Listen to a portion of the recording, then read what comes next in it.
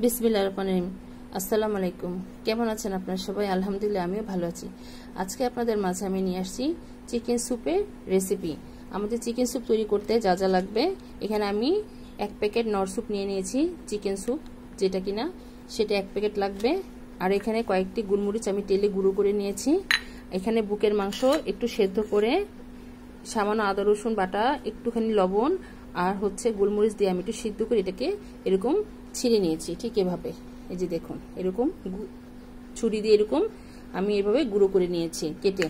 আর লাগবে সামান্য পরিমাণে সয়া সস, একটি ডিম আমি সামান্য পরিমাণে একটু লবণ দিয়ে রেখেছি।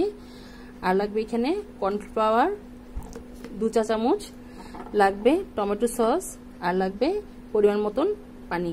তাহলে চলুন আমরা রান্নায় চলে যাই। এখন আমি চুলোর কাছে চলে আসছি, জালটা জ্বালিয়ে দিব। বিসমিল্লাহির রহমানির রহিম। এখন আমি যে চায়ের কফির মগটা আছে তার মধ্যে আমি পানি নিয়ে নিয়েছি। এই পরিমাপের আমি 2 কাপ পানি আমি এখানে এর মধ্যে দিয়ে দিয়েছি, 2 মগ পানি। এটা থেকে ছোট ছোট যে কাপগুলো থাকে সেই কাপে 4 কাপ পানি আমি এর মধ্যে দিয়ে নিচ্ছি।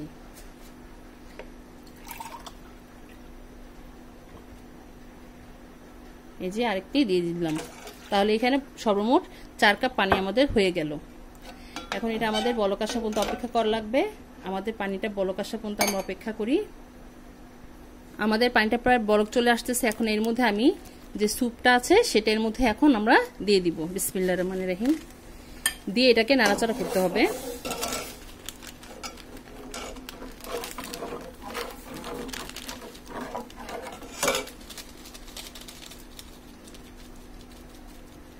এখন আমরা এটাকে অনবরত নাড়াচাড়া করব। আমাদের স্যুপটি প্রায় বলক চলে আসছে ভালো মতন। এখন আমরা এর মধ্যে চিকেন যেটা সেদ্ধ করা চিকেনটা সেটা এর মধ্যে এখন আমরা এটাতে দিয়ে দিচ্ছি। এটাকে মিডিয়াম আঁচে প্রায় 10 থেকে 15 মিনিট রান্না করে নিতে হবে। এখন আমি এর মধ্যে কিছু পরিমাণ টমেটো সস সেটা দিয়ে দিচ্ছি, একটু অল্প করে দিয়ে দিলাম, 1 চামচ পরিমাণ। গোলমরিচ গুঁড়োগুলো দিয়ে দিচ্ছি। সয়া সস আধা চামচ পরিমাণ দিব এখানে।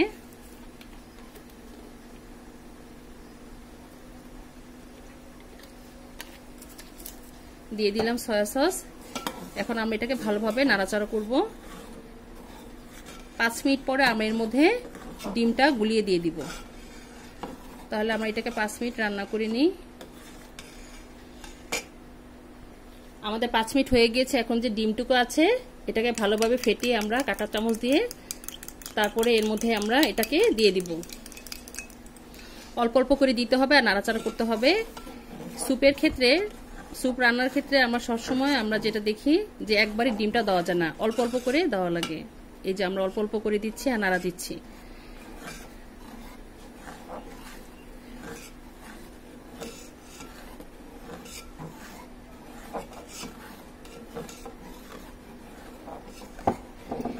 এখন আমরা এটাকে আরো 5 মিনিট রান্না করে নেব। রান্না করে তারপরে আবার আমরা এর মধ্যে যে কর্নফ্লাওয়ার আছে সেটা এর মধ্যে দিয়ে অ্যাড করে দিব। তাহলে আর 5 মিনিট পর ফিরে আসি। আমরা 5 মিনিট পর ফিরে আসলাম। এখন যে আমাদের যে কর্নফ্লাওয়ার আছে এই চামচের পরিমাণ 4 চামচ, 2 চা চামচ আমরা এর মধ্যে দিয়ে কাপের মধ্যে নিয়ে আমরা গুলিয়ে নিব ঠান্ডা পানি দিয়ে। এই যে 1 চামচ, এই যে 1 চামচ, 2 চামচ পরিমাণ আমরা এই কাপের মধ্যে নিয়ে নিলাম। এখন ঠান্ডা পানি দিয়ে আমরা এটাকে গুলিয়ে নেব। আমরা এখানে কিছু পরিমাণ ঠান্ডা পানি দিয়ে দিলাম। এখন এটাকে ভালোভাবে নাড়াচাড়া করে এখন আমরা এটা স্যুপের মধ্যে দিয়ে দিব। এখন স্যুপের মধ্যে দিয়ে দিচ্ছি। বিসমিল্লাহির রহমানির রহিম। দিয়ে দিলাম। এখন এটাকে আরো 5 মিনিট আমরা রান্না করে নেব। আপনারা চাইলে ঝাল খেতে চাইলে কাঁচামরিচটা এর সাথে দিতে পারেন, আমি কাঁচামরিচটা দিব না। আর 5 মিনিট রান্না করে তারপরে চুলাটা বন্ধ করে দিব। তাহলে আর 5 মিনিট অপেক্ষা করি। আমাদের 5 মিনিট হয়ে গিয়েছে। দেখুন আমাদের স্যুপের ঘনটা মাশাআল্লাহ ঠিক এরকম রেখে এখন আমরা এটাকে নামিয়ে ফেলবো। আমাদের স্যুপটা প্রায় রেডি।